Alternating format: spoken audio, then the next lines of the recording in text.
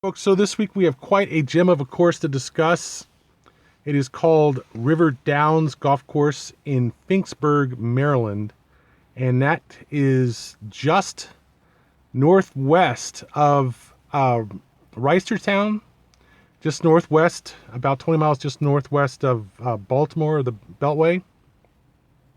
Basically, you head out 795, and shortly after it runs out, you go into the, I guess it's a two-lane road, and then you're at least in the general proximity of the course, and from there it's a pretty easy find with GPS. Now, I'd like to say about this course that it is definitely a neighborhood woods course. There's no question that you will be playing this course with a fair number of houses close to the course, not quite on the course, but still close to the course. And it's a well-wooded course for most of it. But still, there's quite a few parts of it that are open, open fairways, open greens, and so forth. Some water, definitely. There's a couple of lakes on the course. And it's a very nice layout. I personally find this to be the kind of course that I actually like to play.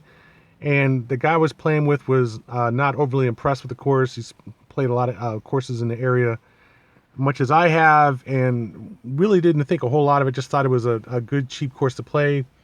I got on it for $35 with a Golfnow hot deal on Sunday at about 12 o'clock. I think he said he got on the course for $22 or something like that. I can't remember what. But normally he says it's about $25. Now, it is not a long course. The course from the back tees was, I think, about 67.50. And it is one of those courses that's kind of short, but it has a very high slope. It's a slope 135 course, which you would think on average is not really, all that high. But it's a 141 on the front and a 126 on the back. And I would say the back is actually not all that easy, considering that by the time you get to the back of the course, you've played quite a tough little course on the front nine. And it was a nice day. It was obviously a football Sunday, so the course is mostly empty. We really pretty much had the ability to just run around the course. And it's got quite a bit of verticality, quite a bit of swales. While nothing really long in terms of a carry, it's still long enough to be a decent driver's course. It's got a lot of dog legs and just not really easy to get out there and beat balls around, but it's still not so tight that you're going to risk, every tee shot you have pretty much no chance of getting into play because it's so tight. It's one of those courses where it has a adequate amount of fairway to width ratio to give you a good chance to get the ball in play. But then when it comes to the greens, it kind of tightens up. It's like a diamond where, it spreads out a little bit on if you're hitting from one corner to the next, the tee box is in one corner, the greens at the other corner, and the fairway spreads out a little bit, gives you some room to land balls in play. But you're definitely going to be playing down towards the tip of the triangle when you hit towards the green, when you make your approach shots. So I thought it was a really good challenge. It has a fair number of blind shots, a lot of uphill carries to the green, some flat carries to the green, some downhill carries to the green. And it's just really, I would call, technically, I guess you'd call it a shot maker's course. The greens are not very difficult to putt or to chip on. There's some elevated greens. There's some greens with sand around them. There's some greens with a road behind them, where a road that passes through the course. But all in all, it was a lot of fun to play. And I just wish my game had been a little sharper. I just had the couple of days before gone to the driving range and getting out on the course. I just didn't really feel loose. It's a little bit cooler that day. And while it did get to about the mid 70s, and especially in the sun, it was still, I was still a little bit tight. Never quite really felt loose. And And I just really had a rough time on this course. I mean, it was the first time I've shot over 100 in a long time, easily months. And for a course that was that much fun to play, I kind of regretted it, but I just had a really hard time getting irons where I wanted to get them. I didn't have any real trouble with my driver, but I did have a fair amount of trouble getting irons in play. And by the end of the round, it was just kind of hopeless. I mean, it just wasn't quite as sharp as I really wished I was or wanted to be or have been or whatever. But it was a good fun round. I definitely enjoyed it. It's somewhat scenic despite the fact that there are a good number of houses there. Well, you will play through, the chute between the back of the houses on the left and the back houses on the right in some places. So you never really can escape that neighborhood course feeling. And it's pretty similar to a lot of rural neighborhood woods courses in that, it just isn't, a golf club, I would say. It is a neighborhood golf course, and some of the houses are really nice. Most of the houses are actually quite decent, and there are, gonna be 5 or 6 houses per hole. There were some holes with no houses on them, but also there were some holes with, 3 houses on the left, 3 houses on the right, a couple of houses down here, and a house behind the green. So it was a good variety. It was a lot like a lot of courses that I played, but with more verticality, and the greens were slow enough. You have to recalibrate, whereas on some greens you would be able to putt just over the top of a crest and the ball would roll down to the pin. On this one, generally not. You really have to put a little mustard on them to get them certainly up the hill to the pin, and a little mustard to get them over the hill and down to go down. So it was not a super tough course, and certainly it could have been played from the white tees at least. There were only I think 2 tees, the blue and the whites. I think that would have been a reasonably good challenge for, an intermediate golfer to beginner golfer. It was definitely a fun course to play. It was not exceptionally difficult, but like any golf course, you can make it hard if you try to overplay your game. And that's all it takes, is just having your shots go left when you want them to go straight, having your drives go straight when you want them to cut or whatever. Very simple to make a course like this very tough. And I lost quite a few balls on this course, to be quite honest. Mostly iron shots, and it was quite frustrating for me, but still fun to play. The clubhouse is really nice, has a kind of a turn of the century colonial style, not really. They just redone it, so all the paint was fresh and everything. And it really was a nice place, decent place, and certainly for the price, it was a really good deal.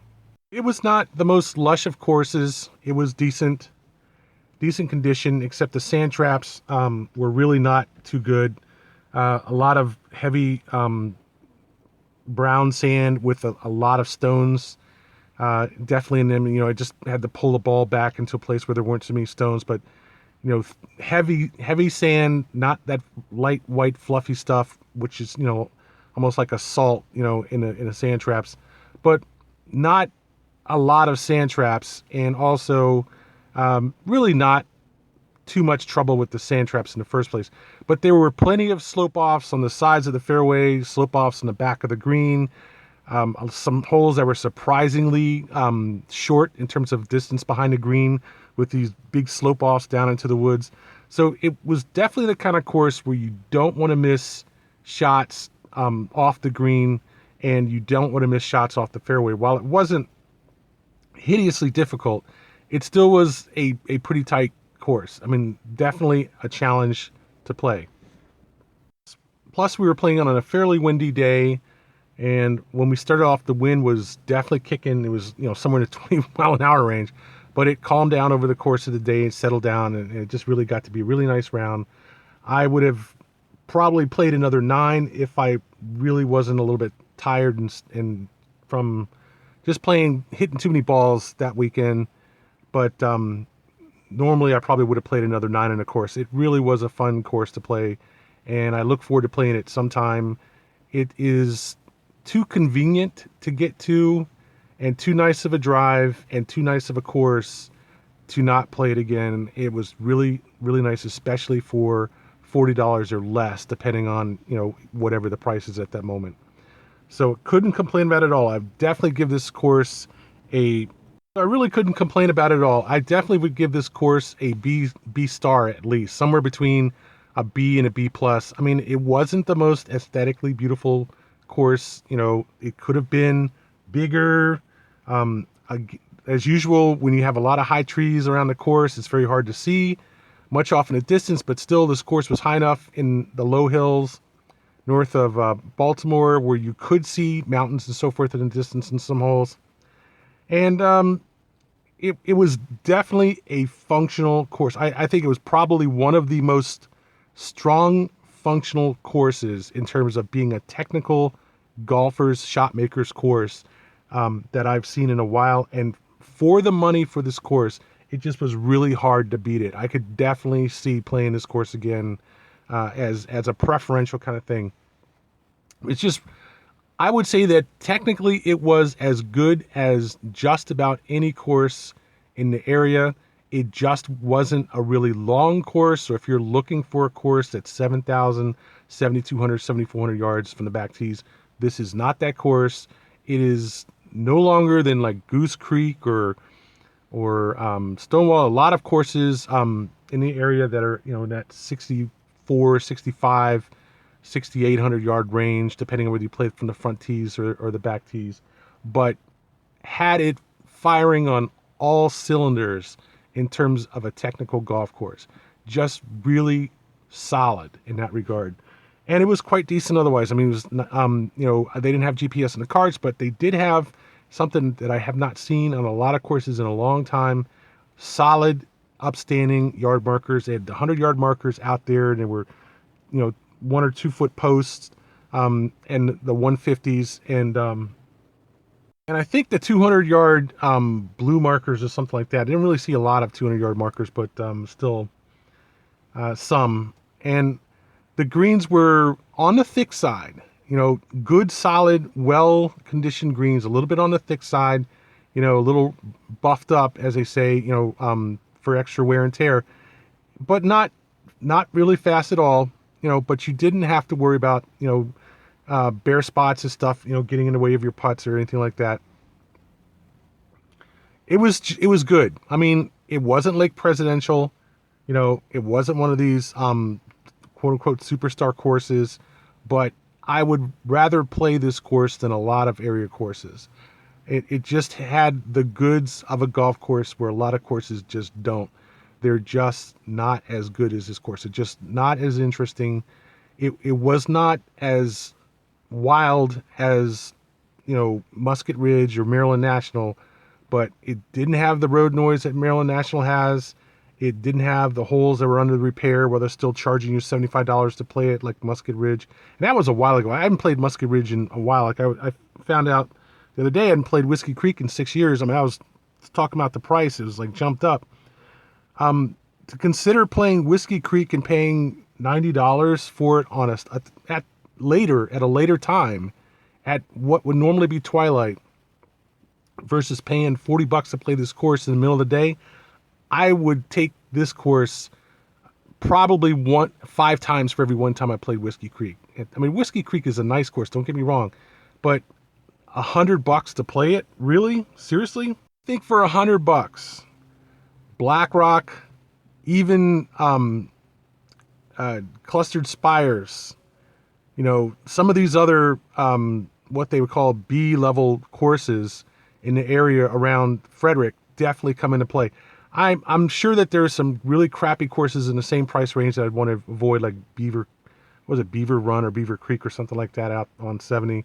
But there are also a lot of courses like PB Dye and Little Bennett, and courses. What's that one course out there west of the PB Dye? Still on. I guess it's 180 going out, and you have to go out a while to get out there to get to it. I can't remember the name of it off the top of my head, but I always thought that was a really nice course. Except the road noise gets a little bit excessive on the backs when you get to about the 15th, 16th hole. But I always liked that course as a good functional golf course. I liked Goose Creek as a decent golf course, except for the road noise coming off of 7, which I think a lot of people also agree with me about. I'm not even sure Goose Creek is still open, or is it 50? It's 50. It's way out there's 50, almost to the point where it closes down into one lane. But in any case, I would say that if you were to make a list of the top 20 courses in the DC area that are public courses, that this course would be in the top 10 technically. I'm not saying that it would be the most popular top 10 list, but it definitely is a good deal for the price and for the difficulty. It just has more houses than you'd want to see. Certainly in some of the holes that the tees are. Pretty sure there's at least a couple of holes where tee boxes are right in front of somebody's house and things like that. But that doesn't happen often. I know it happens at least 2 holes, maybe 3, but it does happen one or a few times around. So you can't quite disassociate it from the houses. But on the other hand, I've seen a lot of courses that have the same problem, where there's a house just next to the tee box or just next to the green, or certainly along the approach to the green, or things like that. A lot of courses like that, a lot of neighborhood courses like that. It's not any worse than many courses in that regard. And again, for that money, for that price, it is a great deal. That's River Downs Golf Course, a solid intermediate B-star kind of course, just short of a B+. I mean, I really can't quite give it a B+. It's just not open enough, just doesn't have the space away from the houses that a good B+ course would have if I were to give it a B+. But still a solid course. Definitely a good recreational golf course. And I absolutely recommend this course. And certainly I hope you get at least somewhat of a deal. Under $50 for this course is a damn good deal. So that's really pretty much all there is to say. I think it would be good to, at least in this case, take a flyer, take a chance, give it a shot, and tell the world what you think. Comment on there in the video.